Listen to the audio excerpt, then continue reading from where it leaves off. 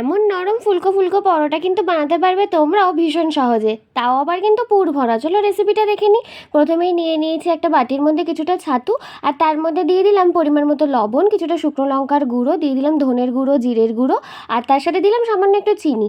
এর সাথেই দিলাম একটু হিংটা কিন্তু দিতেই হবে, আর 1 চামচ মতো সাদা তেল দিয়ে খুব ভালো করে কিন্তু ছাতুটাকে মেখে নিলাম। তারপরে অল্প অল্প করে জল দিয়ে আবারও ছাতুটাকে ভালো মতো করে মেখে নিচ্ছি।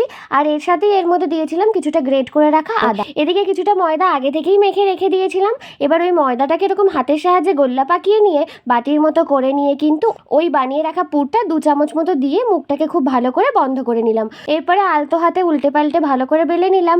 এরপরে আর কি একটা ফ্রাইং প্যানের মধ্যে প্রথমে শুকনোভাবেই পরোটাটাকে একটু ছেঁকে নিলাম, আর তারপরে সামান্য তেল দিয়ে উল্টে পাল্টে কিন্তু লাল লাল করে ভেজে নিলাম। আর দেখতে পাচ্ছ পরোটাটা কেমন ফুলে আসছে। যেমনি দেখতে হয়েছিল তেমনিও কিন্তু খেতে হয়েছিল। দুর্দান্ত স্বাদের হয়, তোমরাও অবশ্যই একবার ট্রাই করে দেখো।